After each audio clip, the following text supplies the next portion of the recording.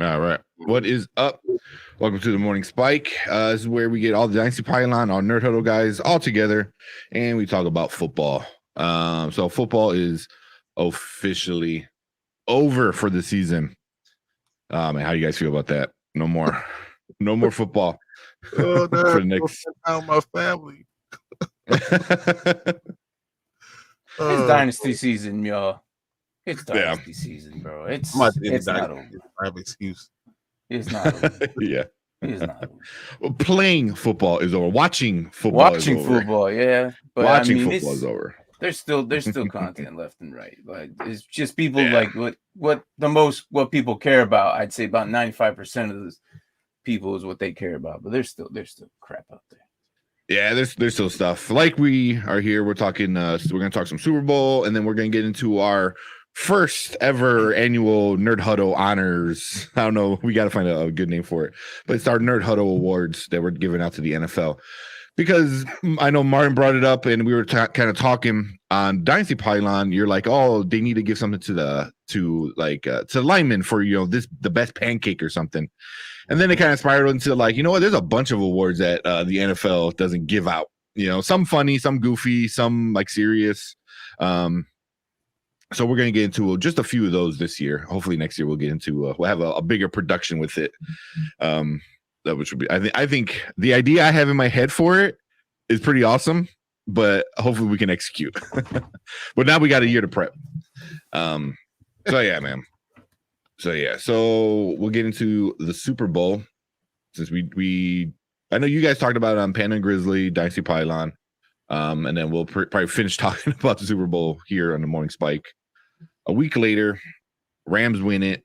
What do you guys think? What do you think, Mark? I'm happy. The storylines behind Stafford and his family, Whitworth and his situation. I mean, I think I mentioned it last week about Whitworth. Mm-hmm. His injury and whatnot, and then meeting Joe Burrow, and then a year later meeting him again. Just everything, and then with Stafford and her tumor, I think it was a tumor she had. Brain tumor. Yeah. So rewalk everything, do everything. Yeah. So he has been dealing with a lot, not just on the field, but off the field.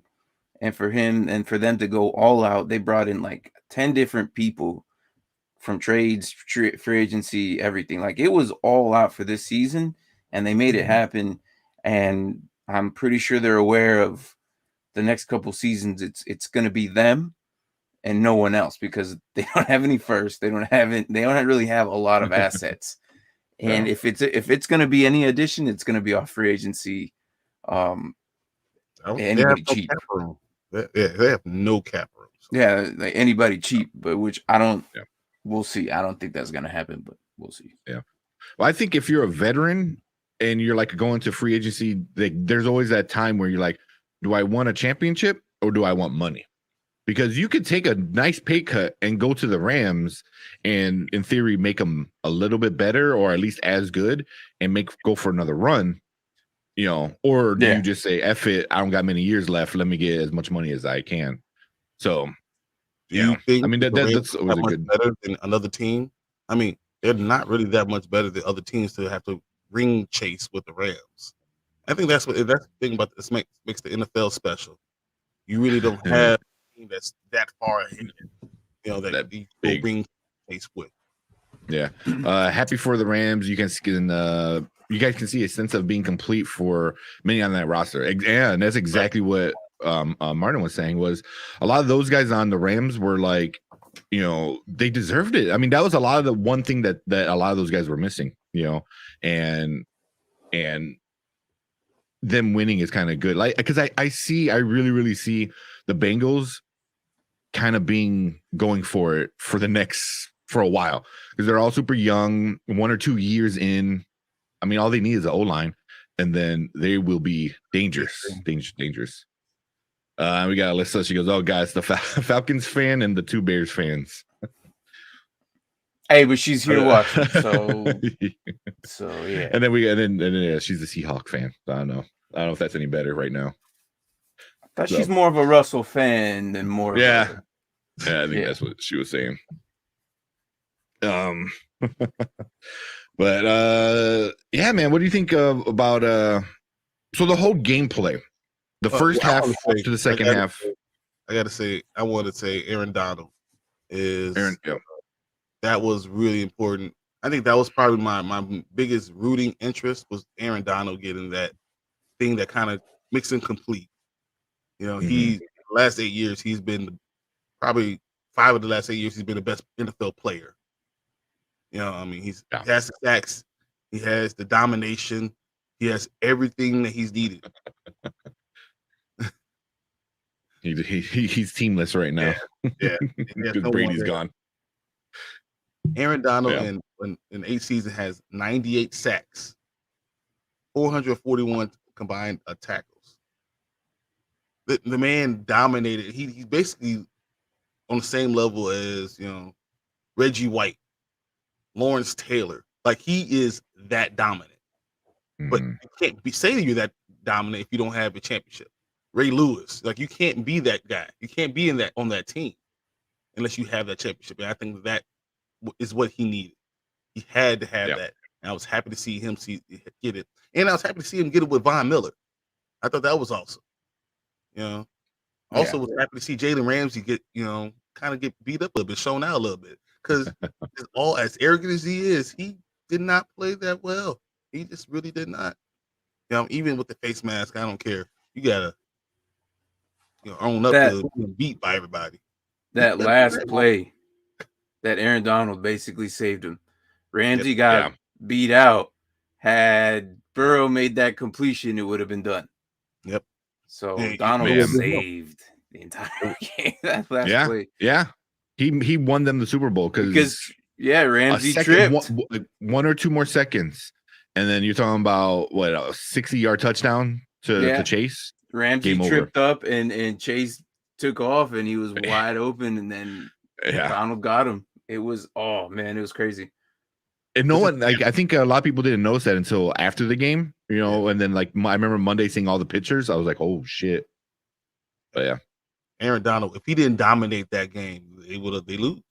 If he didn't, after that fight, the game changed. You know, Aaron Donald changed. He got angry. He single-handed. I'm going to dominate you every single play. I'm going to take your guard. I'm going to put him 5 yards back in the backfield every play. And that's what he did. And that's literally the only thing that saved them from winning that game. Because Joe Burrow is something. I don't know. I was not on Joe Burrow bandwagon. I was wrong. He is something special. That is a special guy. And I hope he's not Dan Marino. But he got it. He has. If you get him an O-line, oh my goodness. I can't even imagine what happened. Yeah, that'll be a scary, scary team for many years. You know, I could see them being pretty dominant. Just crazy. It's the Bengals. You know what I mean? Like, we started off the year with like, oh, Jimmy G can't, or not Jimmy. Burrow can't throw the ball. He's gonna be on his back, which wasn't the case all the time. But there was a time he could throw from his back. That's what we know. He could throw. He could do this thing. It's amazing. I mean, it's easy when you got like 4 guys that can catch the ball. So you just gotta like chuck it up in the air and Chase Higgins. One of them guys will catch it. Yeah. It's that meme where the QB just throws it up and then they just kind of like put him getting hit, throwing it in the air, and then naming his best receiver. Blah blah is somewhere out there. That's Joe Burrow with Higgins, Chase, and Uzama. Boyd, and then I mean Boyd, yeah. I mean, just that's too much talent. That's a lot. Yeah, if they had an O-line. That's just it. And they will. They Here's my problem. They made a few moves in the offseason, and nobody realized that. I said at the beginning, they weren't big moves, they just small moves. You know, their owner's one of the cheapest men in the NFL, right? You know he's known for, right? He's known for saying he says cheap. Yeah, he says there's no need for me to pay all this money for all these big name players. I'm a millionaire. I'm a billionaire. I make money just because. So like this is a business to him. And I hope the front office, which is the smallest front office in all the NFL, it makes the Bears front office look like the Dallas Cowboys. It's amazing how small their front office is. And I worry about him being stuck in a situation where they don't want to let him win. They don't want to invest in it. See, so Jimmy said, how much cap space are they dealing with? They have a lot of cap space. It's a lot. I just looked up $208 million. That's what it's going to be going into 2022. Mm-hmm. I believe the Bengals have a lot of cap space. Holy that's so much. I mean, you can probably go out there and get the best center and left guard, like right off the bat. Like, I want you and you. How much? Here you go. Boom, and then to start building the rest off of that. Yeah. Well, I'm thinking if this was all kind of part of their plan, you know what I mean? Mm-hmm. Like, if they figured get Chase this season and wait till next season to figure out all that, you know, because from what we thought, what they were maybe 2-3 years out of becoming what we thought they are today, they are like 2-3 years ahead of schedule. So they can easily go out and get these pieces. I mean, and then they could, and then some. It's not just like just the line. I mean, I'm not saying you can go get Allen Robinson or anything like that, or Chris Godwin or anything, but Nate Solder is out there as a lineman, and I mean, you can get Schultz for another tight end. You could go get, someone to replace Eli Apple. But that's what you really need to do. That's they need to fix that. I don't know why Eli Apple's even. I mean, Stephon Gilmore is out there. I mean, I know he's pushing the 31, 32 age, but he's still good. Couple years. Yeah, good couple of years. Gilmore. They have $62.2 million, which is fourth in the NFL. Yeah. So Jimmy's saying Jensen and Kappa from Tampa. No. I mean, I see a lot of Tampa guys being like, all right, I'm going somewhere else. It was good while it lasted. I mean, with the top offensive free agents, like 5 of the top 10 are old linemen. Yeah, Brandon Scherf is a Sheriff or Scherf? Sheriff. Yeah, out of Washington, he's a guard. Yeah, he's probably the best guard right now that's available. And then my first thing is Nate Solder, but see those guys, they can easily go there. You can get Lindsey from Green Bay. You can get Sheriff. You go get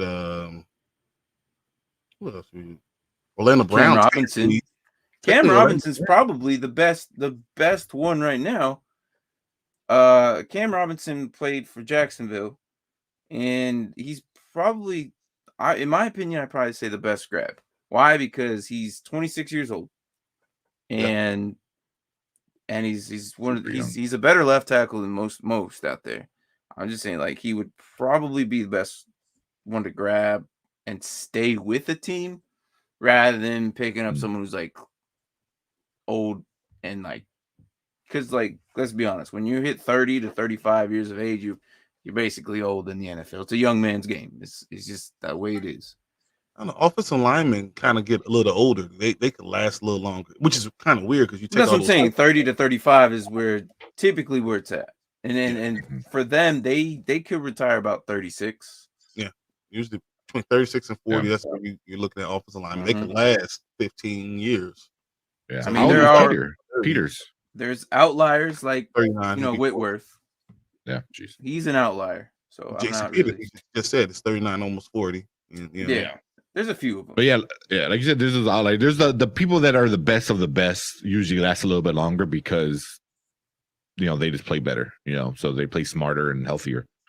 So, but like you said, that's kind of far few in between to come by. I want to see Armstead. I would love to see Armstead with the Bengals. Where's he at right now? He's the Saints left tackle, right? Think I believe he's a so. free agent. Okay. Saints had a great O line. I mean, Yeah. they couldn't get a quarterback for their life this season, but whoever was back there, they were protecting. Well, you have to think about. I mean, because Armstead on that Bengals team, and then you get a center. If you get a left tackle in the center, your entire line changes. Mm-hmm. You have to do a lot more things.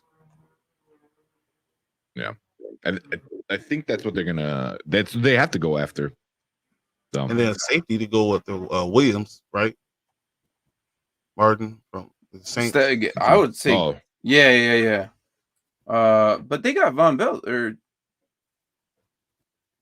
I mean, Yeah. I think safety is fine for them. I don't think they really need.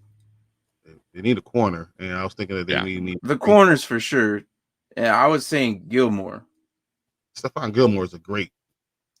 Joe Hayden. Both of them are free agents this year. Yeah. Gilmore, your old guy. Yeah. Oh, you talking? He went from you guys to Denver. Kyle Fuller. That's what. Thank you. Yeah. That guy. Name. I'm like. Yeah. Yeah, but he's good. Here's my issue once again. Is their owner going to spend the money? He's never done it. Maybe this is the first year. Belichick went free agency last year, though. We never saw that happen. Look, things change. True. But he might actually invest this season because potentially they have, like I said, they are 2-3 years ahead of schedule. If they think that they can make a run for the Super Bowl again the next couple seasons, now should be the time. We'll see. Yeah, we'll see. That's all we can say. If he does it, they should be right up there. It's still the AFC is still tough. They have so many guys. They have to beat the Bills. They have to beat KC, the Ravens. They got to beat all that. It's not going to be easy. Those Chargers going to be tough. Mm-hmm. Yeah. Well, it's gonna be out. So what about the other side? The Rams. I know we already talked a little bit about this and that. How did you feel about Stafford's performance? Because he didn't play that great. I think he tried forcing plays. They gave bigger interceptions, but like overall, how was his Super Bowl play? What you expected, or what? It's basically exactly what I expected. He's going to make some really good plays. He's going to make a lot of interceptions. What is that? Is that you going on? I don't know. Sounds like some bees or something, or somebody sliding something across the floor. He's about to yell. Yeah, he is. He's looking up. He's in his basement right now. He's about to go up there and yell at him. Hey. There he goes. There he goes. Watching NASCAR and shit up there. I know, right? At first I thought it was his mic, but then it got worse. I'm like, oh, that ain't his mic. No, I thought it was his mic too, because it was like constantly like every single time he talked. So I thought maybe the vibrations of something was on it, but yeah, like a static or something. That's funny. To your but yeah, what about you? Question of Stafford, we've seen better. Yes, and we've also seen worse. I'm not saying it was the best. It was okay. He was just there. I think he was trying so hard that he was being safe about it, but then like slightly there were some plays where he would take a risk on. And I think this is why, what Jimmy says, a C+. I cannot disagree with that. That is probably about what I would say. It wasn't that, it was average, a little bit above average. There you go. Yeah, that's exactly what Jimmy said. Yeah, huh? Yeah. I'm right there with you. A lot of things the Bengals did an amazing job with stopping the run and kind of getting that whole element out, which forces the quarterback to make some bigger plays, passing and stuff like that. So, and that's what he kind of did, but yeah, some of the balls he threw, I'm like, why'd you throw it? Why'd you throw that? You know, there was one where he threw it deep in the end zone. Was it? Yeah, and it didn't get there. It was just a little bit short. And you know, then it was a touchback, and then that was it. But I thought that was like a really silly play. I was like, it's 1-on-1, but it was like, you really got to like put it in that back corner, and he didn't. You know, and then it got picked off. Yeah. So I was just like, why would you make that play, man? I mean, I'm sure there had to have been other people just throw it out. I don't know. I mean, and then I'll give him the benefit of the doubt.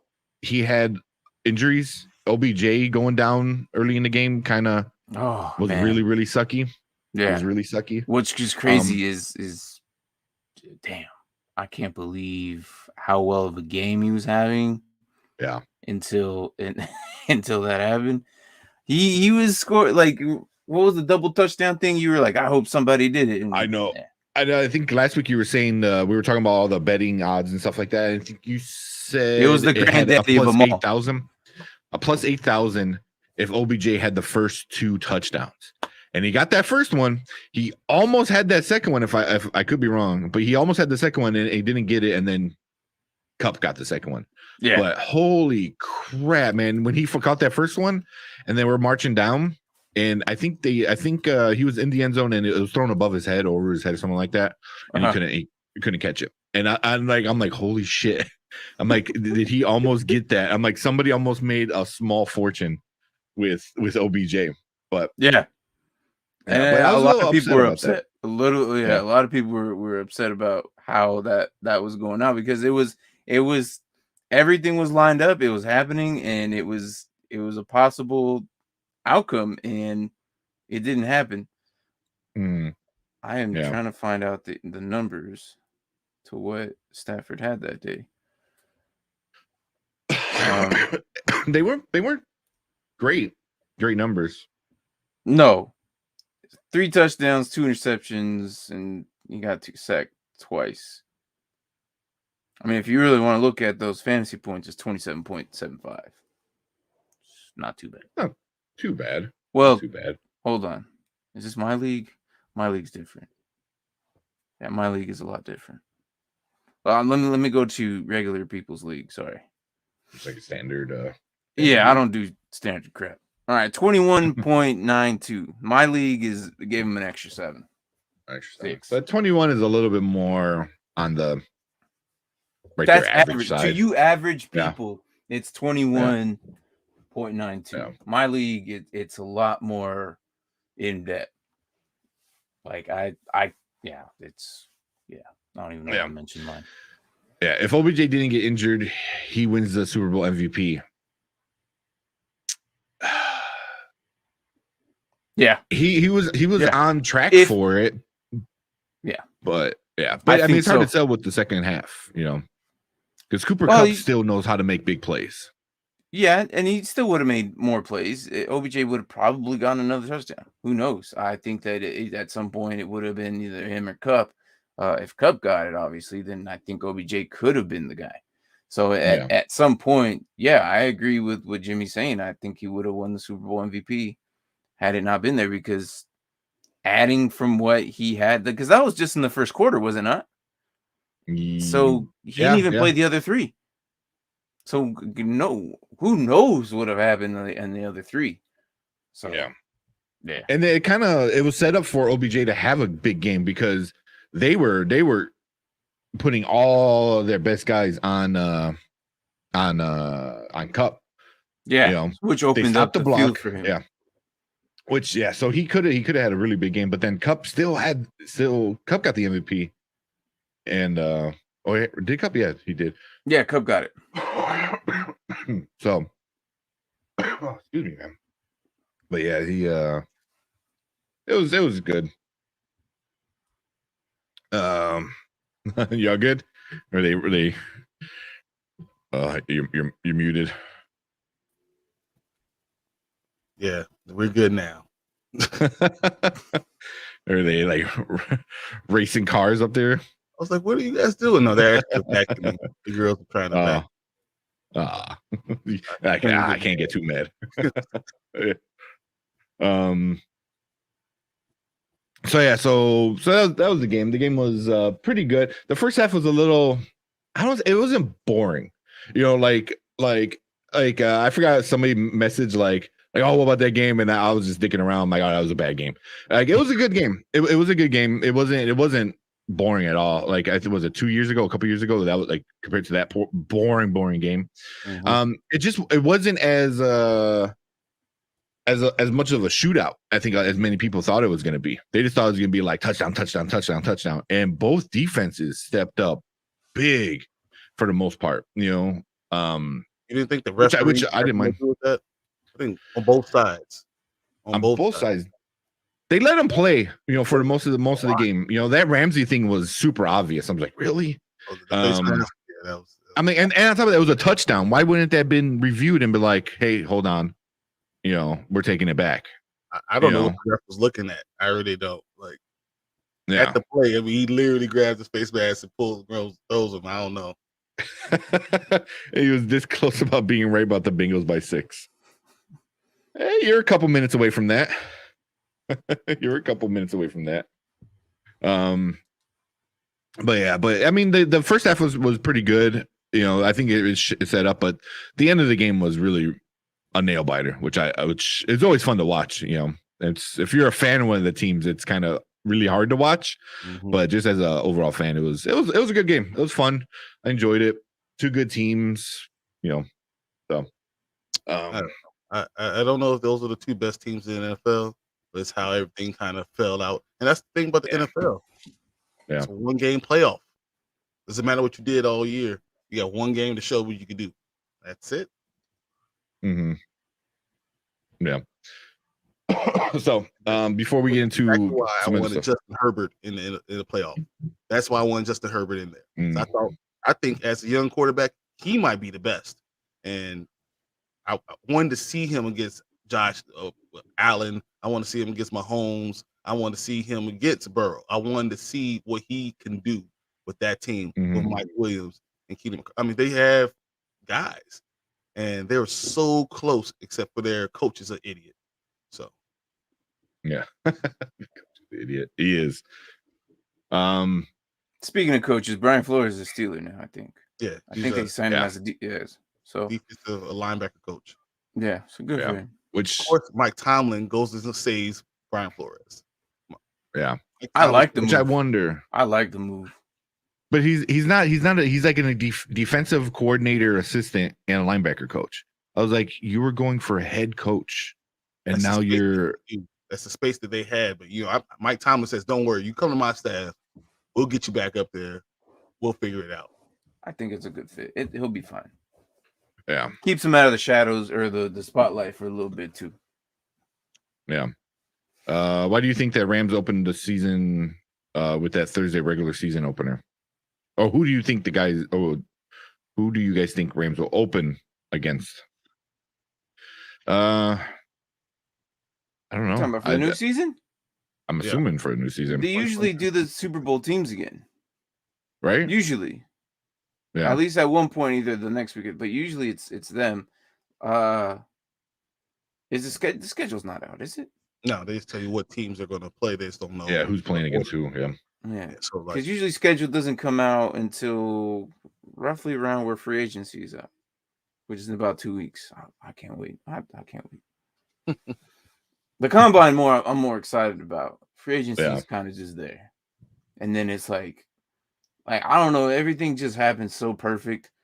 It's more specifically for my show. We're on a Wednesday. It seems like every single time the news happens, it's on the day of our show. It's like, well, I guess we're adding it to our show sheet. But no, that's good though. That's good because you're able to get all the new stuff like right there and talk about it right when everyone else talking about it. That's always really good. I'm waiting for something to happen during, while it's there. Breaking news, that would be perfect. We've had some where it's 20 minutes off. I think when the TJ Watt trade happened, we were just about to go on when it happened. I was like, oh man. Anyways, but that's besides the fact. You wanted to continue about Stafford, did you not? No, we You got had something for us, right? Yeah, it's fine, but it's Brian. Yeah. My biggest problem was that what Stafford did exactly what he's supposed to do. He throws touchdowns, he throws interceptions, he keeps teams in the game. He's a good quarterback. I think the game shows that he's not a Hall of Famer. He's just not that guy.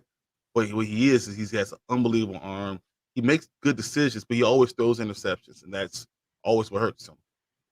Yeah. You know? And I almost kept the Bengals in the game again. Really, I mean, just quarterback throwing an interception and them not beating themselves. It wasn't that bad though. I understand he threw the most this season, but if you look at other past seasons, there's been QBs. Jameis Winston who threw like 30 something in the season. There's been dudes who's in their 20s. Like it's the fact that he was the highest this season. That's what makes him look bad. But there has been worse years, worse numbers. So I mean, I'm not saying you're not right or you're not wrong. I'm just saying that I don't agree with what you're saying. Makes sense. Mm-hmm. There's been worse scenarios for QBs, but in this particular season, Stafford happened to be that guy. Yeah, but I think when you're talking about still a Hall of Famer in my eyes, I don't care. Career-defining wins. I mean, Matt Stafford has one Pro Bowl. Not all Pro. Yeah. Whoa, not all Pro. He has one Pro Bowl. Martin, guess another quarterback who has one Pro Bowl. Mr. Trubisky has one Pro Bowl. Roll out the scrolls, man. Here's my point. Mr. Trubisky ain't that long ago. That's on the level right now. So my worry is like, how do you put him in the Hall of Fame when he never really balled out? Really, Kirk Cousins has more. Kirk Cousins has more Pro Bowls. Oh, he's potential. Kirk Cousins, I'm okay with. Mitch, if you're talking about Mitch, Cousins needs more under his belt, but Stafford, I think, has potential. I have to look at more stats than it, but I think he has what he can to barely make it. But we'll see. Have to get a lot more wins because he has a losing record overall. Like I haven't dug deep into it. Well, in Chicago, we were obviously, because he was at Lion for so long. So he was on, especially in the beginning of the week, a lot of people were talking about this conversation, him being a Hall of Famer. And I forgot whatever big ESPN guy that they had on the radio. And he's like, personally, I would love to see him in there, because he is a great guy. I think he has that toughness. Stats wise, he's not even close. Like he's not even close. Like, and I the same day, I didn't look at the stats, so I'm just following what the ESPN guy was saying, and he's saying stat wise, he's not even close to being there. He goes, maybe if he wins a second Super Bowl, then that kind of like trumps all the other stuff, like an Eli Manning kind of situation. Like, well, I got 2 Super Bowls, so it was like, yeah, so it doesn't matter if you're trash. The rest of the time you beat Tom Brady twice, so therefore you're good. So that's kind of like that. For him, if he has good, if he wins again, for sure. If you have 2 Super Bowls under your belt, you're definitely a Hall of Famer. But right now, with just one, with his stats, his next few seasons will have to be really, really stellar to be considered. Yeah, because even like I don't want to say Chicago Bears stuff, but Devin Hester didn't make it in there, and there's a lot of things like a special teams guy shouldn't be it. But I forgot, was it not Deion Sanders? Was it Deion Sanders? I forgot what guy said it, but he goes, if the game gets changed because of one person, then that person belongs in the Hall of Fame. And literally the NFL changed rules because of Devin Hester. So, and if something like that can't go into the NFL, then I don't know what odds Stafford has with just one. So I like him. I think Stafford's a pretty cool guy. Tough as nails, man. I mean, he got hurt in this game, and people were like, "Oh, is that it? He's done?" And he's like, "Nope." He just like put some icy hot on it and fucking go back out there, and play. It's crazy. The next series, the Bengals QB goes down. I'm like, "Oh, yeah, I know." We're about to see the backups. Oh yeah, that's just what this game is. These missing backup quarterbacks now. Oh, that would have been awesome. I don't care. That would have been awesome. Yeah. Who's the Bengals backup? I don't know. The Bengals don't know who the Bengals backup Fitzpatrick. Is Fitzpatrick still there? No. I have no idea. You got me looking it up right now. I don't know. Some scrub. You're like some dude. Some scrub. So speaking of Matthew Stafford, Brandon Allen? who? No. Jimmy's like, it's me on the backup.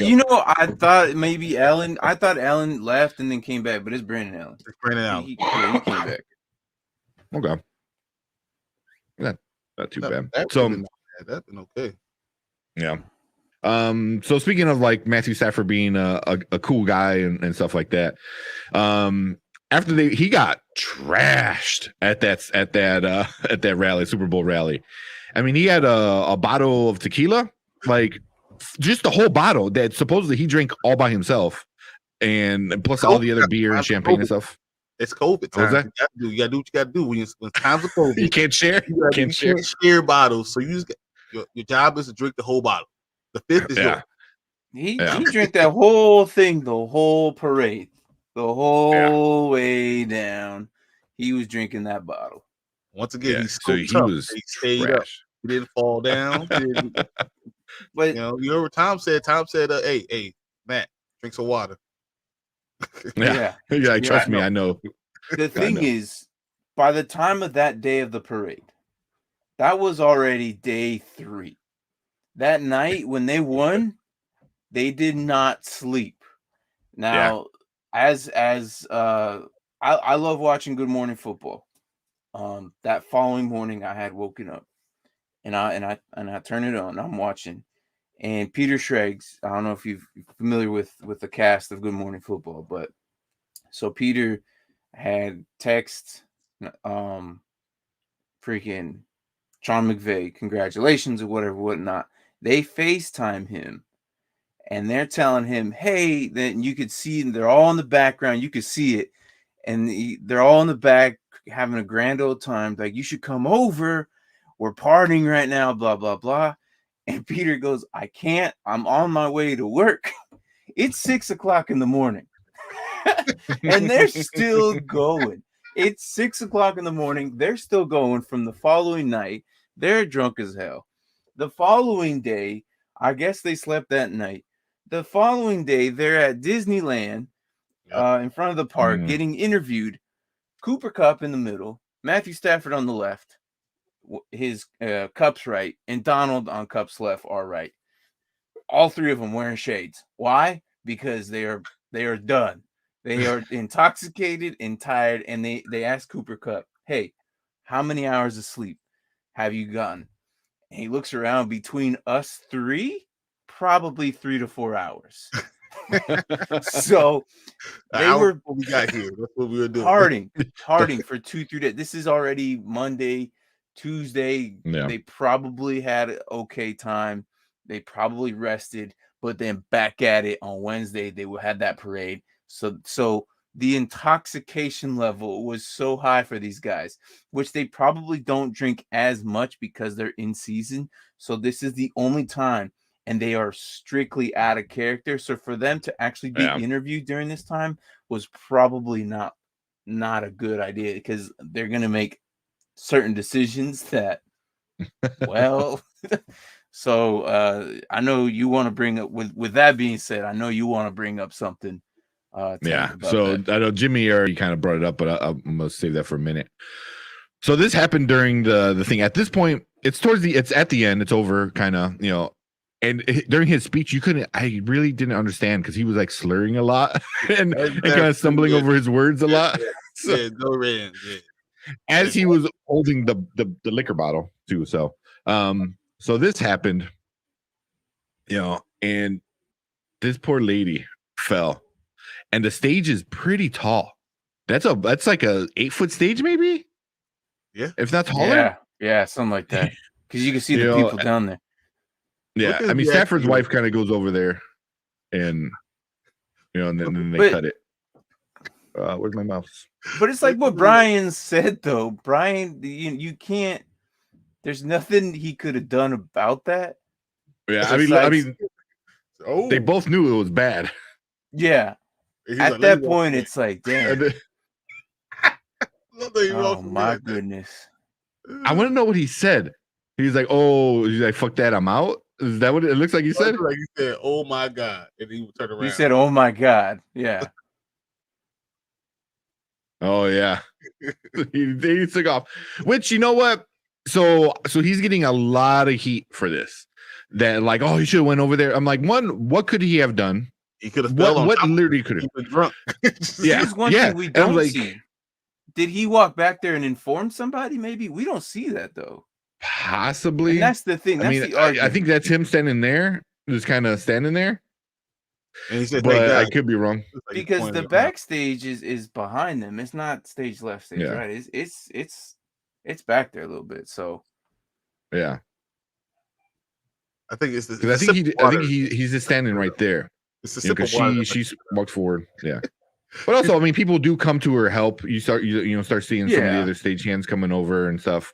But as a drunk person, hopefully he was starting to sober up enough where he's he like, started drinking water. You could tell. yeah, he started drinking water, which is good. But also, it's like maybe I shouldn't stand next to a cliff, like, and then like you said, land on top of her. So I don't know. And then plus he was super drunk. I think the best. He shouldn't be I don't getting say the beat. best His thing. wife is right there. His wife is there. Yeah, He got it. she went and she helped. Goodness. But even like her, what was she able to do? She's 8 feet in the air on a stage. I mean, she's not going to jump off of that. You know what I mean? Like Matthew Stafford's not going to jump off that stage in the condition he's in. It's like, yeah. So Broke his ankle. yeah, I mean, there's no one up here could really help her down there now at that point. So I know Jimmy said he laughed out loud for hours for the reaction. It is kind of like funny, because like his face, both of their face, both of their face, like Oh, both of their faces is pretty crazy. But so he is getting a little heat and stuff like that. But I'm like, he's drunk. He's drunk. And Sober, he still couldn't have done anything. Exactly. Because like I'm like, oh, at least his wife goes over there and check on her. That's the most you could do with her. Is just like look down as she's like there. It was sad though. You find out later she literally broke her back. She still, I think she can walk and stuff, but she broke on her Instagram. Yeah, she like fractured something. She is like in his back brace and stuff, and giving a thumbs up. And she's like, "Oh, so I broke my back today," And she seemed in good spirits. But I mean, I hope the Rams were like, we'll cover your medical payment. She'll sue. Yeah. But Even though it is. It is kind of like crazy because she just has her picture of him. And she kept to go backwards. She just walked off the cliff. I mean, I hope she got that picture. Oh my gosh, that'll be. I really hope she got that picture. Oh, yeah. Like, literally, she's falling. What would he have done? Like, what would he have done? I don't know. Yeah, he did. Yeah, he just kind of goes and hangs out with his back crowd over there. He's like, "You go handle that. I'm too drunk for this shit." But it's like, look at his wife. His wife is sober. She's not drunk. At least not that as bad. She's more like less intoxicated than him. So that's exactly what you said. That's all you can do at that time. Like, yeah, it was just like stare down. Stafford and the Rams are paying for medical bills and replacing her camera. That's good. That's pretty awesome, but she did. She just walked off a cliff. I mean, that's what can you do? What's Stafford supposed to do? He was supposed to just jump and say, "Hold on, let me grab you," and then we're gonna fall off together and die. Like I don't know. Like I'm crushing you. Yeah. So his third interception. I don't know what else to do. Like I don't. Like, yeah. What do you want him to do? And I heard people were like, "Oh, that's just like so inhumane that he just walked away." I'm like, one, he's drunk, and then somebody was like, "It doesn't even matter if you're drunk." Like, what are you talking about? Have you not ever been drunk in your entire life? Because when you're drunk, you're not thinking straight. No, especially something like that. Yeah, your thought process is out the window. Especially him at that point, like you said, a few hours of sleep over days. And it's just their reaction. Because I think that's like everyone's reaction, just like, oh, you know. And then, but he just like he's like, all right, I'm out, and just like leaves. But and also it's like, yeah. Also, I'm like, I'm sure he didn't know how bad the fall was and stuff like that. And at that point, all you can do is throw money at it because it's already happened. You know, so all the people talking shit about him. You want him like to grab a pillow somehow and throw a pillow underneath her before she falls? What is he gonna do? Yeah, jump off. And people are like, oh, he can go get help. I was like, what are you talking about? He can go get help. There's people there everywhere. What are you talking about? This is a concert where no one can hear you. I mean, I don't understand. Like, they're all standing there. There's people down there looking at it. Like, that are on radios and stuff like that. They can get help much quicker than Stafford can.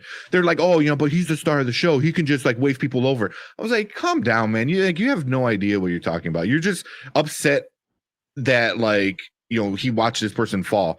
And I mean, there's nothing you can do. There's nothing you can do. It's like saying you watch a car crash and then you just stand there and watch it. I was like, what the fuck are you gonna do? You're not Superman. You're not gonna go over there and like, hold on. Yeah. I don't know. So agreed. I don't know. It was funny though. Like, dude, every time it's funny, man. Their faces, their reactions are you pretty good. Right at the perfect timing right there. That one right pretty good. Like, right, he looks at because he's looking at her and he's like, oh, you take care of this because I'm too messed up for it.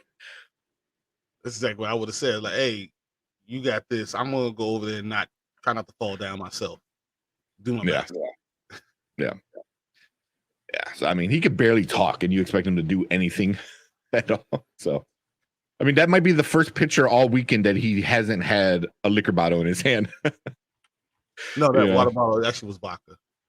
Yeah, right. It was moonshine. We tested it. It was vodka. At least Stafford didn't laugh. I would have been laughing, especially if you're drunk. Yeah, that would have been bad. Yeah. It could have. Yeah, I didn't even think about that. That could have made it much, much more worse if he would like fell down laughing. Like him go like, oh, and then that would have been much, much more worse. Yeah, this I just give it like a drunk man watching a person fall. I mean, people falling off stage is pretty funny anyway. I don't know if you ever saw Frasier. What the fuck is his name? The guy who plays Frasier. He fell off the stage once. Oh man. Yeah, Kelsey Grammer. He ate shit so hard. Like he took a step and the step was like not on the stage and he just boo. So, you know, and then there's always the girl with the grapes. That's a classic. That's my all-time.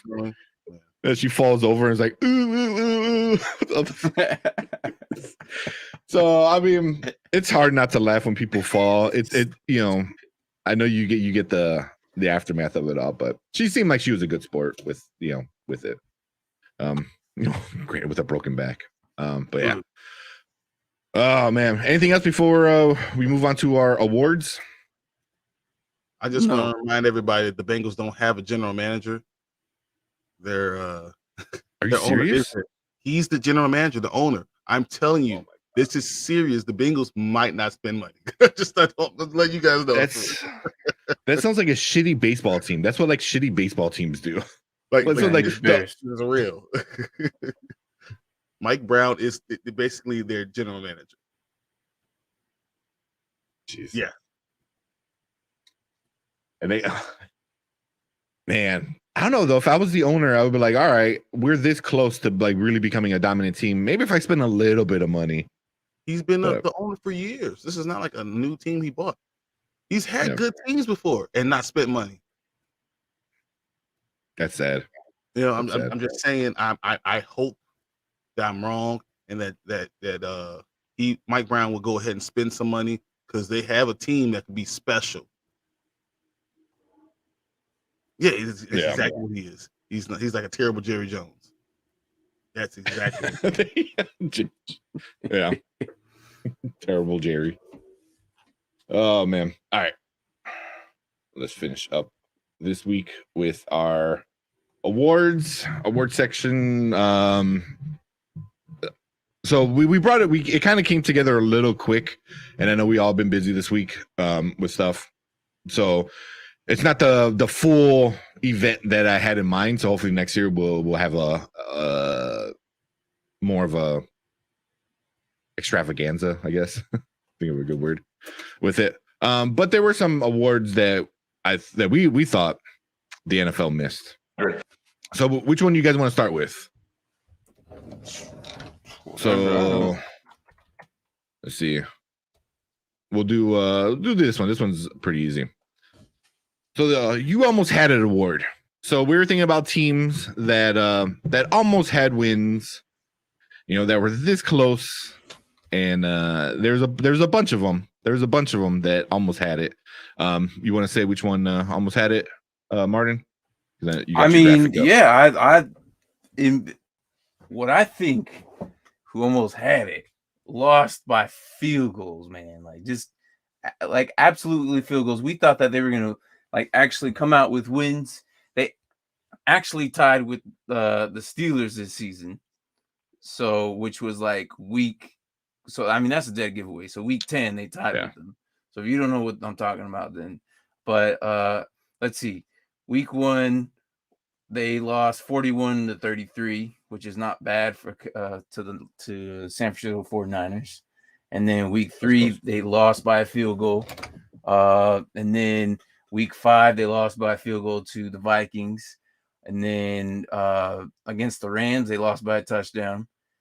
I think the biggest blow. They lost to the Browns by a field goal. They lost to the Bears week 12. I don't know if it was a field goal or not, but it was 16-14. Then they lost. They won. They won the game. They were winning the game the entire game, and the Bears came back the last second. They lost to the Vikings 29-27, and they lost to the Falcons 16-20.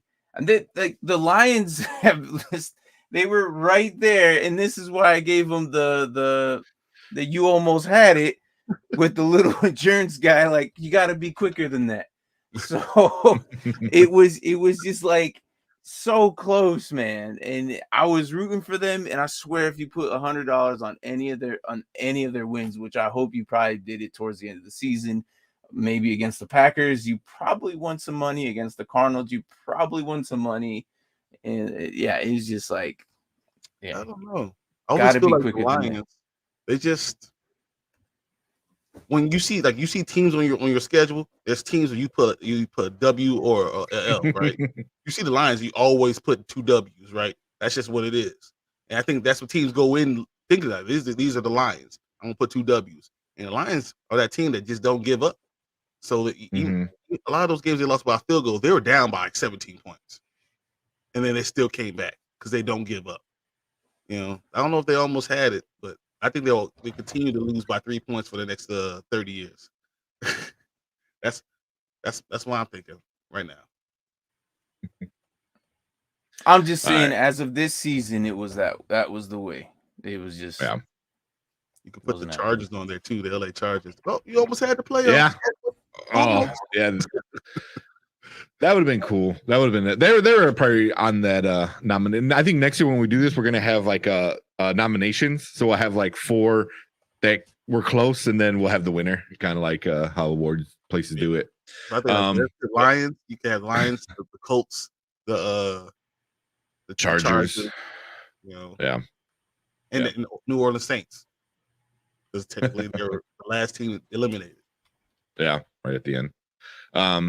But then so we got that one. Let me bring down. You want to take off that the graphic? Then we got do next the best seat in the house. So that was something Martin brought up. He goes, we should talk about this person who had the best seat in the house. That's all right. So when you think of best seat in the house, you think some of the announcers got some of the best seats. What they did in not the Super Bowl, was it one of the NFC AFC championship games? You think something like that with they put the speakers right behind them. So that's very stupid, funny too. But who wants to say who gets the best seat in the house? I brought it. Go ahead. What? No, I want to know who.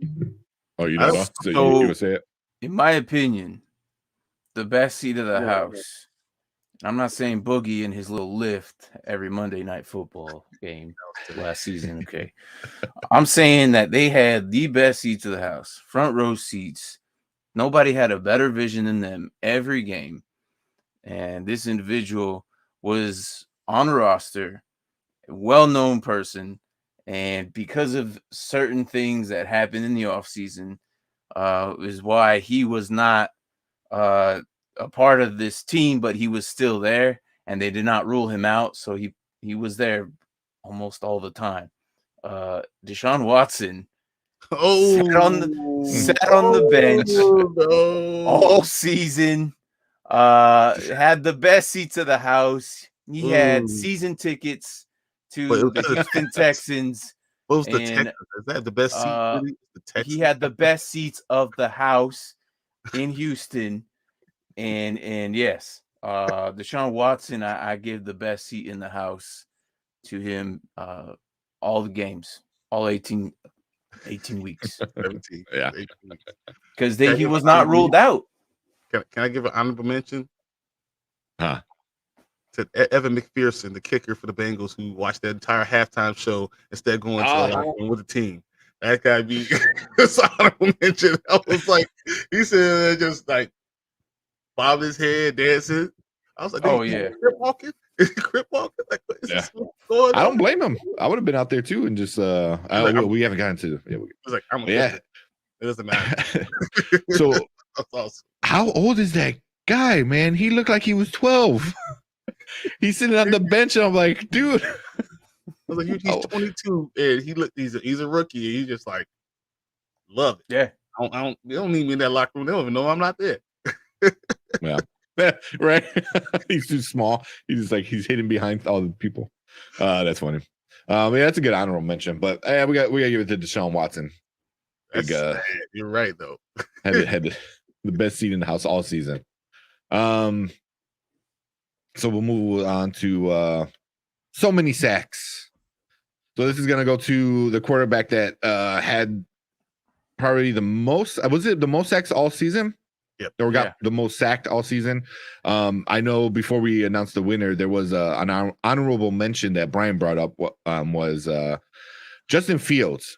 Probably not the most sacks, but he definitely had the most nasty freaking sack. You know, like I mean, Martin like took his NFL TV logo is from that game, you know, where he just got annihilated, you know. So I mean, he got sacked 8 times that game. It was the second game of his career. 8 times. Yeah. He destroyed. I mean, and he got they're probably still destroyed. sacking him right now. Yeah, he's still feeling it. Yeah, Was it PTSD. Garrett? Just his nightmares of that. But you wanna give who's getting the most sacks, the biggest sack of the season? So the big sack, I guess you can name it. I don't know, the sack award. I don't know what about. We'll work on this, but Yeah. I have. You want to take that banner out? Yeah. Oh yeah. So I have. I've been looking in, obviously by the stats what it says, but it's true. And I just, even throughout the playoffs, this individual was still getting sacked. And everyone particularly remembers that one game against the Tennessee Titans with 9 sacks. But that's just not just it. But it was the entire season accumulatively. He got 51 sacks. 51. That's just regular season. That's not in adding all the 7 that he got in Super Bowl or all the 9. This guy, just that line was just horrible. And look, I didn't even realize that. Is that Myles Garrett again? Look at that. Oh, it might be. I just realized who it was, but it might be Myles Garrett again.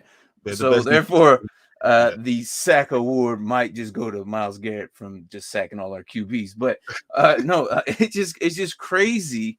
I hope that they make some offensive line moves with maybe their draft picks but we'll see. Look, it's funny because 9% of all their plays were sacks. 9% of all their plays are sacks. That's just mind blowing. 9%. That's insane. And you know, 70 times if you include the playoffs and regular season. 70. yeah. Man, Come on, man. poor guy. Okay. And next to follow, and here's next to follow, which one of these names does not surprise me. He's been doing it his whole career. Tannehill is 47, right underneath him. And the other guy who I was mentioning, who his whole career is used to this, is Russell Wilson. Oh, and then Baker Mayfield, just right there at fourth. And that's 43 or so, 51 for Burrow, 47 for Tannehill, 44 for Wilson. Or I'm sorry. And then 43.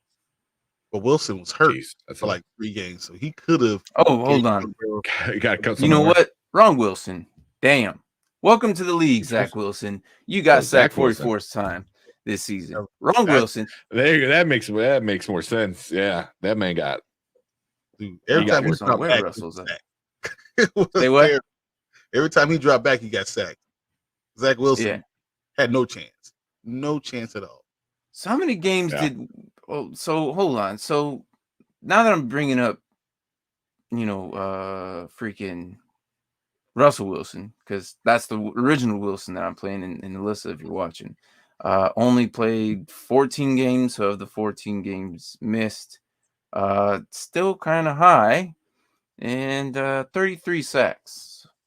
So, wow, it's a decent amount. That's because they can't guard him. They can't block him. They went and got left tackle, and they found out their left tackle can't block. Anything higher than 30, you letting little brother get back there and just get pulverized. It's not good. So cool.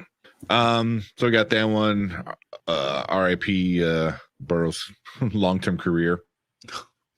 Can you imagine if that happens every year? Like 40 plus sacks a year. He wouldn't last. He's not big enough. No way. Yeah.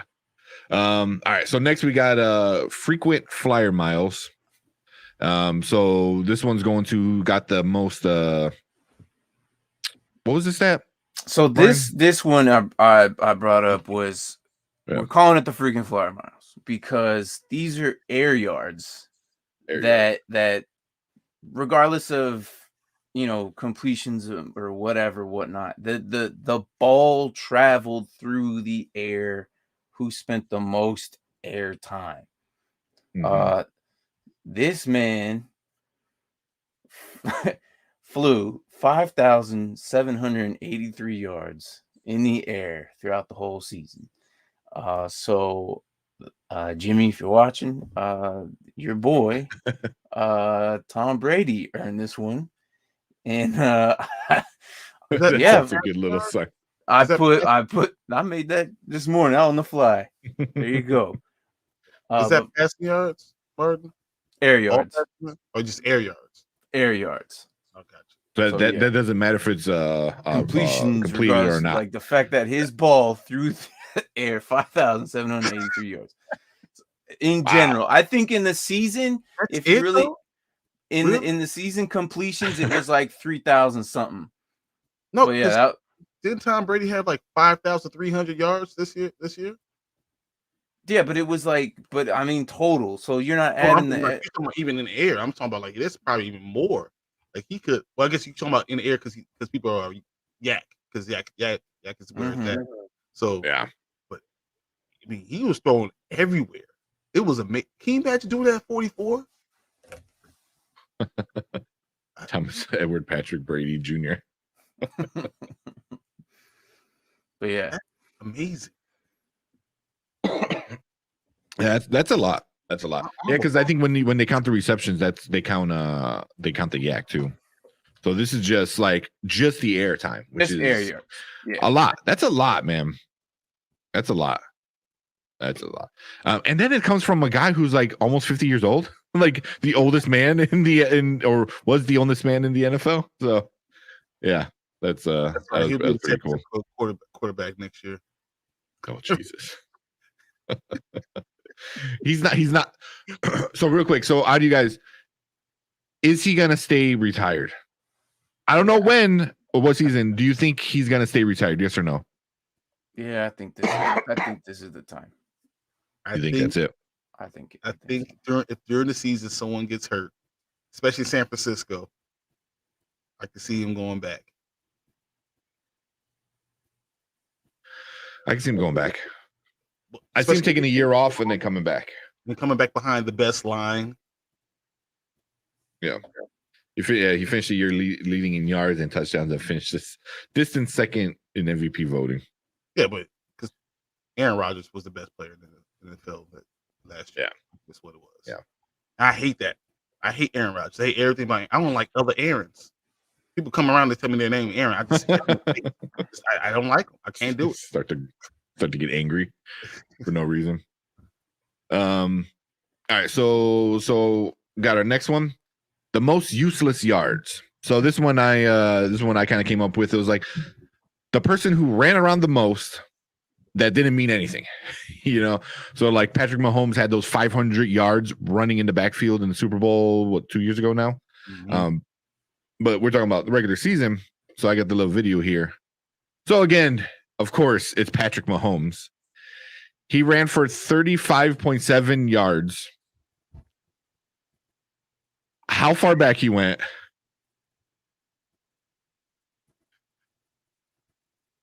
I wish we had music going. And he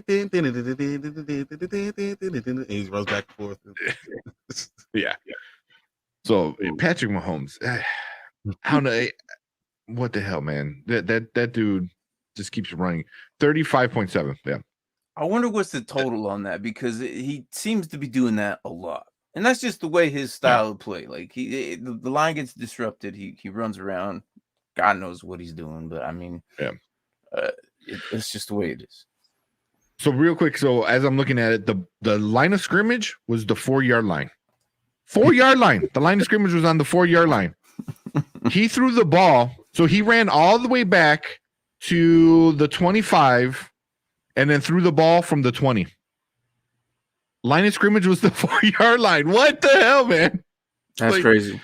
It seems so unnecessary. That was definitely second half Patrick right there. Yeah. Run, Patrick, run. It's exactly. Gosh, man. So he's good for a bunch of useless yards. Yeah.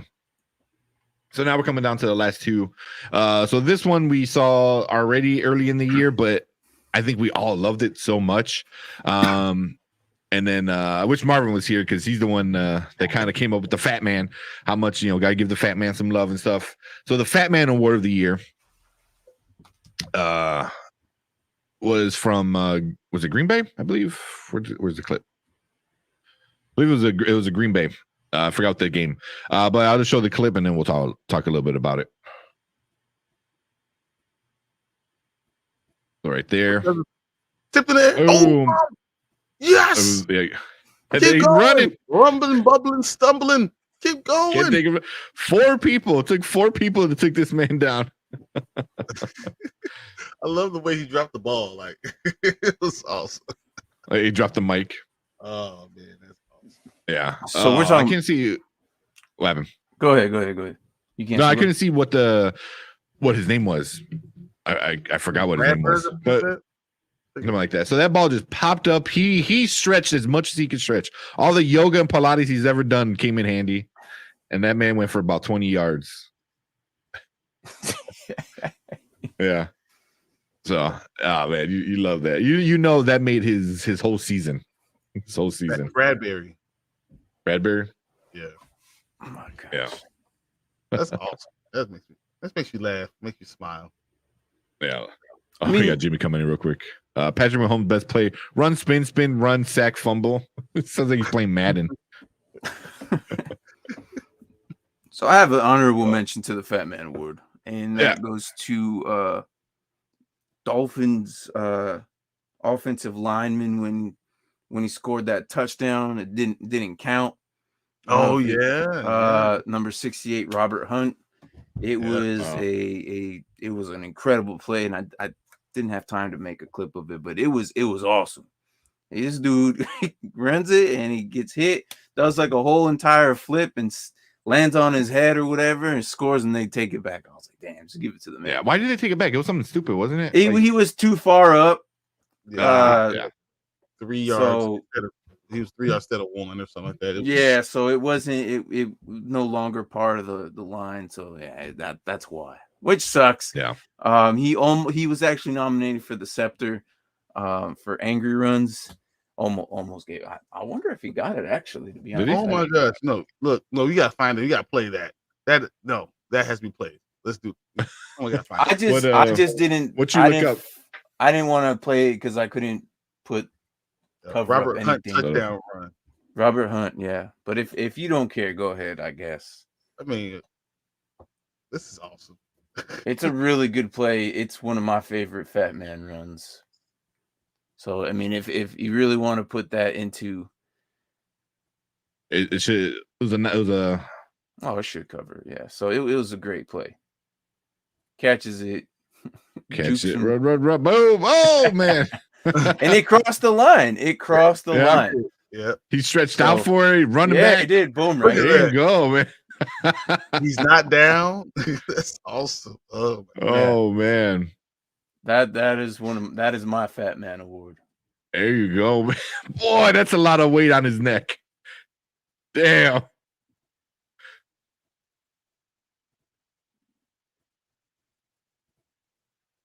But I mean, his only time. So was he not supposed to catch it?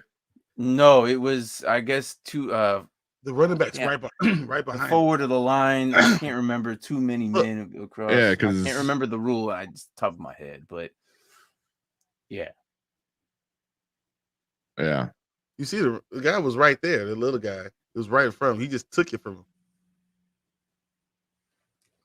Who, the running back? Yep, running back's right there. The running back's supposed to be right there. Yeah, he's it was right supposed there. to be was that Gaskin? Yep, probably like Gaskin, Miles Gaskin. Yeah, that is a good. Oh man, that is a lot of person in the air like that. Boy, look at his neck when he lands. I'm surprised you guys don't remember this one. I remember now when you talk about it, but yeah, him not counting. I think that sucks. Yeah, I think they won that game. I think this was the first game they won. This was the first win of their. Like they lost 7 games in a row. Yeah, I think this was the first one, and after this, they won every single game after that. That's all you gotta do is get your linemen involved to score a touchdown or almost a touchdown, and that's it. What about the Bengals Hill interception against Mahomes in the AFC championship game? Yeah, that was a good one. Yeah, but you know, those guys are not fat. They're just big, strong. Sometimes I think D-line and O-line are different fats. Exactly. You know, yeah, but that was a good one too. But yeah, that one I completely forgot about that. I think I saw it one time or just heard about it or something. Mm-hmm. But it's probably because it didn't count, which kind of makes it cancels it out. And then we got our last one here, best pancake. So I know Dynasty Pylon, you and Mark were talking about like that needs to be an award, which started this whole thing. It does 100%. So there's a bunch of good ones we looked up, a bunch of good hits, big hits, but I think we figured it out right before we went live. You guys want to announce who the winner was? So go for it. I want to give it to Trent Williams, and we're gonna give it to Trent Williams. However, I felt like after I'm looking at Trent Williams' film, I noticed that this dude's a beast, obviously. Mm-hmm. He does the best of the best. He's probably the best in the league.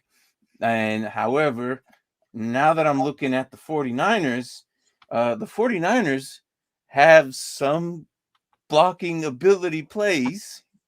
And I felt like I'm just going to give this entire Pancake Award to the Niners, not just specifically Williams himself, but I have a clip here which I kind of made here, just the 49ers themselves. So let's watch that real quick. And Jimmy G. Jimmy G's little Outfit. somewhat of a block, but everyone's like, okay. Yeah. Then there was some plays in between. But then here's another one. This is the George Kittle one. And if you missed it, they're going to do real quick. George Kittle Replay. does a little slow replay right here. Right about, you got to look right. George Kittle pulls off to the left side, very left side, right there. Just pancakes his ass. That's a nice pancake. That's a pancake. That's a nice one. I can't just There give you it go to Williams. So yeah. Here's the Williams one right there. Just destroyed him. Oh, I love it. And this is basically all Williams montage right here. This is a first. Yeah. I like they give him the ball to spike it. They're like, oh yeah, he well deserved it, man. Oh yeah, it was like this touchdown was because of you. 100%. Yeah, you came in. Boom. He erased the man. He literally erased. You no longer. There's another one. This one's nice. This is a nasty one. He goes Puts through his own guy to butt. get to the defender. Pushes people out the way. He's amazing. Trent Williams is the best left tackle in the game. And when he's not hurt, come on. Yeah. So yeah, these were just something I made real quick this morning. So yeah. Give me more time next season. I'll probably do a little bit more editing than that. But yeah, those four ones. Yeah, this. Yeah, sure. Yeah, for sure. Next year, I think now that we know, this is something to keep an eye out for. So we'll keep an eye out for like some of these weird ones. You know, like the Fat Man. You know, that came up during the season, so that was an easy one. So, but for sure, next year I want to do a little bit more of a whole show dedicated to the awards. You know, add some more categories and stuff like that. So if like Jimmy, you're watching, if there's any like funny categories, if Braden's watching. Any good categories that you want to add to it, let us know. And then next season we'll keep an eye out for it. And then we'll have a nice presentation next year for sure. You know, now that we know we got something in the pot cooking, we're gonna get it going. I see Brian trying to share something down there. Yeah, I want to end the year on a high note for all Bears fans. And since I'm in Chicago, I'm gonna go ahead and do this anyway. Well, no. So I just want to remind you guys, just real quick. Go for Joe it. Burrow throws interception here to the Bears. Pick six, you know. Takes a long time for us to get there because, you know. Then, you know, the next time he gets the ball again. Well, doesn't he throw 3 in a row or some shit? Yes, he does. Is this the one? He throws 3 in a row. Throw another one. Blow it up and hold on. We got Brian's internet. This sucks, man. You're horrible. Don't present anything anymore, man. Your internet sucks. His internet's struggling right now. Get that hamster in the wheel going. The dial-up is working. I took everyone off the phone. So what Brian is trying to show us is that the Bears one frame at a time. We should be the Super Bowl. That's what I'm trying to say. So Brian's wasting our time showing us Panda Grizzly stuff. Okay, and with this sketchy internet. So Joe Burrow throws what, 3 interceptions in that game? Is that what you're saying? 3 interceptions in a row. Yep, 3 in a row. Okay. I'm not gonna lie to you, man. I couldn't see jack. It was like when you're lagging and you just And the last one was actually intercepted by a defensive line. Okay. It popped up in the air already. Jimmy said we should do the of the Brian. year. I'm sorry, Picture Brian. Belichick's son. It was like a frame at a time. It was like it was like it was frame by frame. I didn't know what was happening. I saw Roquan Smith's face up on there. I'm really sorry, man. Next time, let me know and I'll create a whole clip for you. How about that? Just do a Bears montage. That's all you got to do always.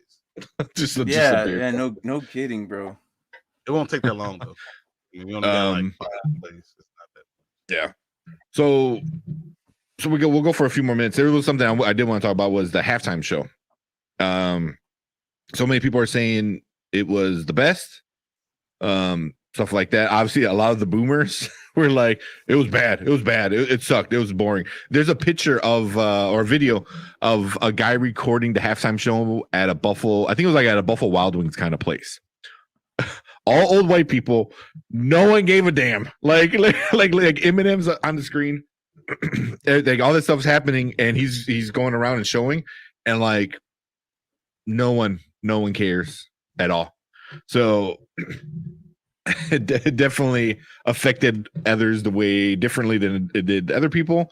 I think a lot of our generation who grew up on a lot of that kind of music enjoyed it a lot better than some of the older people. But what do you guys think?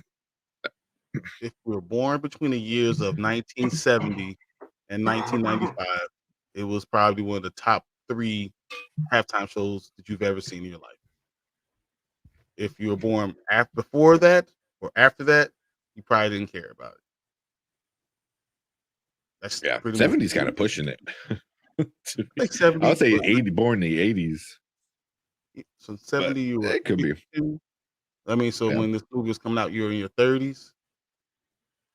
You could have catch the early Dre and Snoop and stuff. Yeah, because that's 92. So that's why I'm thinking you're 20. Yeah. So, but you probably enjoyed it then. If you are older than that or younger than that, or don't like rap, probably didn't care at all about it. Yeah. So, what about you, Martin? How'd you like it? It wasn't bad. I liked it. I liked the whole 50 Cent surprise. It wasn't bad. I liked it. It was a really good one. I like the floor mat that they had with the lights on top of Compton. That was cool. I like the way they represented the city. They represented, their old school style of music from what a lot of, now what is a lost art, and only them that were on the stage is now the only ones who could probably perform what was shown that day. I mean, you Kendrick is probably the newest of them all, but it's still like one of those genres that it's like, okay, well, it's still good, and not a lot of artists can do what they did, and then it was good. I liked it. It wasn't bad. Yeah. I'm there with you. I know in our group message, Fredo was like, "Oh, that was way better than The Weeknd." So I felt like mess with him. I'm like, all right, calm down. Like, because he hated that Weeknd one. And I think Marvin said not the best, which I agree with him. Not the best. Prince is the best, hands down. Like, I don't think the show is that good of Prince. The moment is that good, but the show itself wasn't like. I saw a moment of the show of Purple Rain, of him playing Purple Rain in the rain. Yeah, was the best moment I've ever seen. I think Michael Jackson might have been a better thing. I think there are other things that are better shows. But I think there's nothing more iconic than Prince playing in the rain with his guitar, doing his thing, doing this in Prince his heels. It's amazing. It's the best scene I've ever seen in a halftime show. Like you almost forgot that you're watching a halftime show. You thought you were watching a concert. Yeah. But I don't know if it's the best show. I thought even like Bruno Mars is up there. I don't think it was better than this one, just because I think of the importance of it kind of changes the effect of it. But one thing Marvin did say was it wasn't the performance wasn't good, or I think he said it wasn't flashy. But I'm like, yeah, it really wasn't. But also I was like, but these guys are not flashy. They're not Lady Gaga's coming down from the ceiling and fucking fireworks everywhere and shit. Like Mary J. Blige is not gonna like go and shake her ass like Shakira and J-Lo did. They're different, and they don't have that flashy aspect to their kind of shows. You know what I mean? So which I had no problem with, but because it focused on them and their work. So there's things that I loved about it. Seeing Eminem take a knee and the NFL not saying anything about that. He took a knee like the whole second half of the thing. For like a full minute. For a long time. I thought that was awesome. I love the fact that they went old school. Dre produced it from where he was. Like he had to hold the whole board sitting there, the soundboard. Yeah. He did it all because that's what he is. Yeah. I mean, I think that those things that people miss, that you don't really understand the importance or the house that they're in, that they started it all, or how important it is to LA. I mean, I think those things are huge, and the songs they did were pretty good too. I think they could have picked a couple more different ones, but yeah. And I'm glad they didn't do a Tupac hologram. I would have been like, come on, man, that's enough. Well, one of my friends is like, oh, they should have got rid of Kendrick and Mary J. Blige to put the Tupac. I was like, no. I was like, it's. I get you miss Tupac, but to do something like that, I think would cheapen it. Would cheapen the moment. Would cheapen kind of just Tupac in general. It just. And Kendrick is special in LA too. He's another guy who's special in LA. Yeah. And also like Dre on the piano had a little, awesome. Little shout out to Pac. So, I mean, I think that was good enough for at least for Tupac's side. I'm not disappointed Tupac. I'm disappointed Tupac didn't come back. He's talking about. He said about his joke last week. Yeah, because they're gonna bring the real life Tupac. That's what he said. That's right. I forgot about that. Yeah, that's what he's 30 saying. years later, guys, I did it. Yeah. Can you imagine they like raise it like a coffin and he like pops out of it? Yeah. Overall, it was good. I like it didn't involve a lot of like too much graphical scenes to make it such a grand entrance. Like I'm not gonna lie. One of my favorites, like coming as a Super Bowl halftime show, was 2015 with Katy Perry in Arizona. People forget that she came on like this big giant ass majestic lion, rode it. Oh yeah, it was a lion, rode it into the middle of the field, and then of course the famous shark that everybody keeps bringing up, and then Missy Elliott comes out of nowhere, does her thing, and just blows the roof off stage. And then Katy Perry disappears, comes back, and she's floating that all over everybody on like those stars or whatever. And it was kind of like crazy to see that inside the stadium for the first time, because a lot of you got Michael Jackson on top of the Jumbotron or something like that. Then you got Prince's city-ish hologram over the Purple Rain. Like this one didn't really have that much going on. But you couldn't crazy. Yeah. It wasn't that crazy involved, like I said, compared to what Katy Perry and Missy Elliott brought. I don't think Katy Perry's on the Beyonce. If you don't know that Beyonce's halftime show is probably the most epic things that has ever happened. I don't even like Beyonce.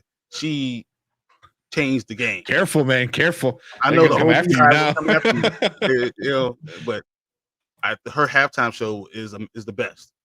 Her concerts are the best. I mean, she does all that stuff, and I think she almost sets the bar. I don't want to say that her show is better than Prince's. I just say Prince had the best moment. Her overall show was really amazing. That's where I like that. I leave it at that. Yeah, but I think a lot of people were upset because they think of the production value of it all. Hers was a nice knowing you, Brian. That's it. It's all over. It. They're all coming to get you. Like I'm not saying like like extra stuff. Like that's what I'm talking about. It didn't involve extra stuff. Beyonce did not have extra stuff. It was holographed on the stage, but she didn't come in through the roof. She didn't use giant ass props. I'm saying that's what I'm trying to say. You know, but then that's where it kind of comes in. You think about the shark. The shark. No, and that's why people. That's what everyone looks at, and everyone forgets about that. Katy Perry came on riding that lion on, and then they forget that she was floating around the stadium on those stars. That's what people forget about because of that stupid shark. So it kind of ruined Missy Elliott's everything. Honestly, it ruined Missy Elliott's intro to that. So that's where Katie or where you talking about Beyonce's performance was. Hers was strictly on the stage, nothing when she had crazy. the band and they were walking out in the band and all that stuff and all the fireworks and all this, the fire everywhere and all the dancing and all the people all over the field. It was a lot of stuff going on. But I still listen. Oh my goodness, what you say? Cardi B and Meg Thee Stallion next year? No. Yeah, that I think the NFL will like, yeah, like what? No, we're good. So I heard somebody talking about this, which is funny because it's like kind of like what you guys are talking about is a lot of these things are breaking down to three things. There's the performance, there's the which production, Beyonce had, yes, which is the performance, and then there's the production, which is what like Katy Perry had, and then there's the actual music, which is what this one had, this newest one. So you can and like as a big music fan, it's almost impossible to have all three. You're just not, because if you have the production level, you're not going to have the music because one, you're not singing. I don't care what the fuck you say, you're not singing. Point blank, you're not running around 50 yards and still hitting that perfect note, jumping off of like a building and hitting every note perfectly. No, it's not happening. It's lip syncing, which is fine because that's not the point of it. It's the production of it. Then there's the performance where it's kind of a little bit of both, but you're missing a lot of the other stuff. And then there's the music like these guys did, which you knew they were singing because the mic sounds different. 100% sounds different. Because you hear the little cracks and pops and stuff like that when it's a lip sync. There's none of that, but yeah, I mean, it depends on what you want. If you want a high production value with like giant tigers everywhere and Lady Gaga flying from the ceiling and shit like that, then then yeah, you're gonna need something new. But for what these guys had, I thought it was perfect for them. And for like what Brian said too, there was a part where I keep seeing Dre back there messing with buttons. I'm like, is he actually controlling? Like, is that an actual soundboard? Because when he got to the piano, the guy that was on the piano went to the soundboard and started messing with it. And I'm like, wait a minute. Okay, this got to be legit because they're like, why would he be messing with it? So that was kind of impressive for me. Like, I'm like, that's pretty cool. He's like out there on the field, on the fly, making sure that it sounds good. So, but like performance wise, there really wasn't too much performance besides I think Kendrick Lamar brought the performance part of it, and then and then more the production of it, with his like stuff like, and the performance I thought was more Mary J. Blige. She had the performance with with that whole solo part was cool, but overall I thought it was good. I think definitely top three for me, like hands down. I'm telling you, I still love that the Beyonce, Coldplay, Bruno Mars one was just yeah. Bruno Mars was really good too. Who'd you guys want to see next year? Who'd you guys want to see next year? Wow. You want to? I have no clue. Honestly, yeah. I want me personally. I want them to use the music that you hear every single Sunday in the stadiums. You know what? Put Marshmello up there. Why not?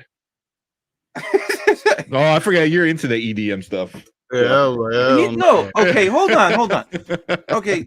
It'll be that's exactly what it comes down to. People don't realize that Calvin Harris is actually behind a lot of music. Nobody knows. Oh, I'm sure, yeah. David Guetta is behind a lot of music and notody knows who he is. The other dickhead. What's his name? Skrillex? No, that guy sucks. No. But same thing. He's sucks. Behind all those guys are behind so many productions. No, he sucks. But I mean, you can't say Marshmello is great because he's behind a bunch of shit, and then say Skrillex sucks, but he's also behind a bunch of shit. Marshmello. There's difference. There's different things. There's difference between there's the different DJs of what they have behind it compared to what they're producing. Like Dr. Dre is probably the most successful of them all. DJ Khaled is up there, but he's kind of annoying, but he's there. Timberland is probably better than DJ Khaled. Yes, Timberland I was just about to mention him. But that's the thing is Calvin Harris is probably one of the best ones out there, but nobody really knows. I can just tell you, there's a lot of songs out there that Calvin Harris is in, but because the artist that's in it gets all the recognition. Yeah. So I would like to see if Calvin Harris can actually make it. So I guess overall, to Well, Jimmy's question, I guess I would like to see Calvin Harris be producing something in there. Yeah, which is, I think that's definitely a thing, like a production or producer kind of stuff, because producers do a lot of the work and never get any of the credit. I mean, there's a buttload of producers, like Rick Rubin. For me, that man's been in every single genre. That's from true. like rap to heavy metal to rock to everything pop, and hardly anybody knows his name. You know what I mean? So, well, I mean, you know Rick Rubin a little bit. Some, I mean, he's definitely one of the bigger ones. But he's not as big as he should be. As much stuff he's done as he's done. All the people he's worked with across all the different genres. I mean, that man is amazing. You know what I mean? Like for me, like he did the Beastie Boys, A License to Ill in the 80s, and Slayer, where at one point he told the Slayer guitar player, he's like, hey, you want to come over and put do a cool guitar solo here? I'm like, who does that? Who does that? Is like, hey, this one band I'm working with, come over and help this other band I'm working with. I think now today's world, it's a little bit more acceptable, but back then, it was like you do you, everyone does their own shit, and then very rarely you had the mixing of it all. But I forgot, I think Santana said it best, where he's like, you need to keep in mind where you're playing, so the city should matter, because keep it to that. Obviously, like this was very important because of where it was playing, and then also is like give recognition to the music that you hear in the stadiums every week. And you hear a lot of hip hop, a lot of Snoop, a lot of Dre, a lot of Eminem in there, but you also hear a lot of Metallica, like a lot of other like heavy metal kind of music that they'll never play ever. Like that, like for me, like this is a big step into a bigger genre of like not pop. Like there's more than just pop out there, and you never hear I mean, they're going back to pop for sure. Taylor Swift next year, telling you. Yeah. I mean, you don't hear Lady Gaga that much, if ever, in a stadium, or Katy Perry in a stadium. Like it's not, they don't score a touchdown and you hear like, Poker Face or whatever the fuck playing. Lady Gaga. Yeah. I could see some songs, but the firework one or whatever. Yeah. But yeah. Alien, whatever. But next year, I don't know. It's kind of like I stopped expecting anybody in to see. Yeah. Lizzo and Britney Spears. Oh my God. No, they'll be afraid of Lizzo. Costume out. Yeah. Oh. You see that? Yeah, there's certain people, like you said, Cardi B, Megan Thee Stallion, Lizzo. They're too unpredictable. It's too raunchy. Yeah. I mean, shit, they're pissed off that they caught Snoop Dogg smoking right before the show. So they told him he couldn't have his bandana out with him, so he wore a whole outfit that's a bandana. Oh, is that what? His whole outfit is a bandana. Oh, I can't have my bandana out of my pocket. All right, I got you. Don't worry about that. Ariana Grande. Ariana Grande, probably. I mean, that's more realistic than any of the other ones. Her and Britney Spears. I mean, it's Arizona again, isn't it? Is it Vegas or is Vegas? Where's the next Super Bowl at? Arizona, isn't it? It's Arizona. Right? Yeah. So it has to have something to do with Arizona.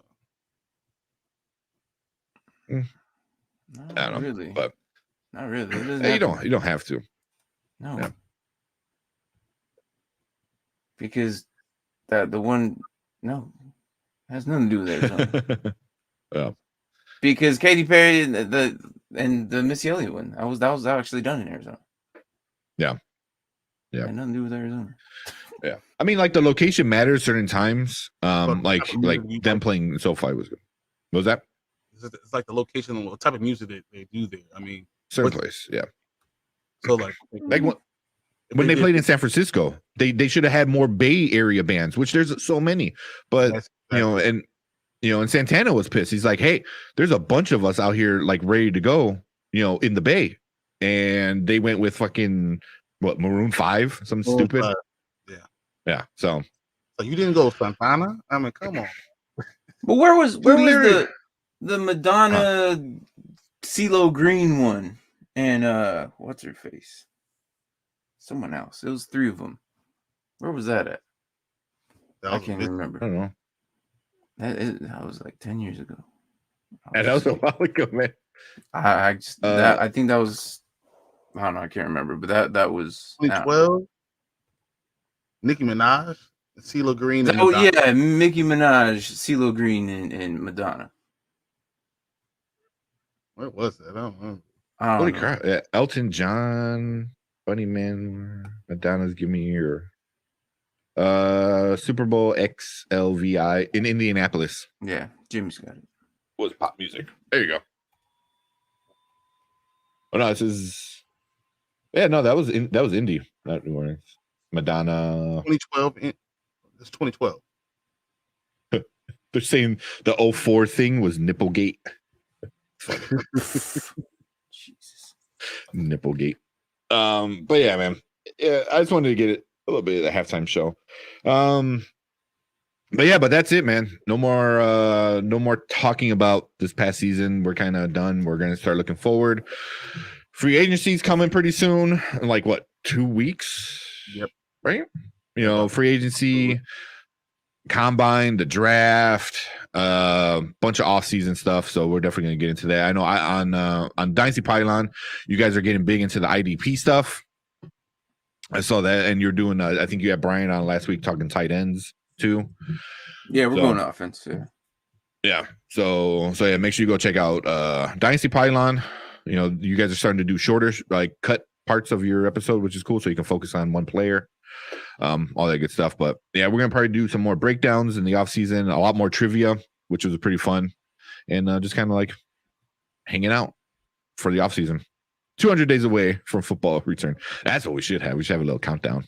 Always. Yeah. Have a little like counter. We could do it. And we got Stella. I like it. It grew up with rap and breakdancing. There you go. She liked the halftime show. Yeah. I'm telling you. People that those years enjoy. I think that's good. Yeah. But cool, man. Anything else before we get out? Any plugs you guys want to do for your shows or anything? No. You'll see us all over. Basically, I'm putting stuff almost every day now recently since the rookies coming out. So. Yeah. So yeah, when the big events happen, we'll definitely talk about that. I know we got the calendar we got to fill up for us, but like I said, combine, off season, draft, free agency. And then hopefully preseason. 200 days. 200 days. Look at that schedule. That looks Did you put on all of them now? Or did you do I have to download I put it on? No, it's on Dynasty Pylon. I put it up there. So that's the new live schedule with our new logos that Braden hooked us up with. So we appreciate Braden for that one. But same thing, Morning Spike Sundays. We got Spoiler Kings Mondays, Japan and Grizzly over on Tuesday, Dynasty Pylon Wednesday, and Spoiler Kings also on Wednesday after Dynasty Pylon. So there's all that. Hopefully we'll get a few more shows in the works that can get going. There's a basketball one. I want to get going. Now that's the second half of the NBA season. Hey, so you guys see that Myles Garrett dunk? No. Oh, nasty. Recently? Because I saw his old ones. Yesterday.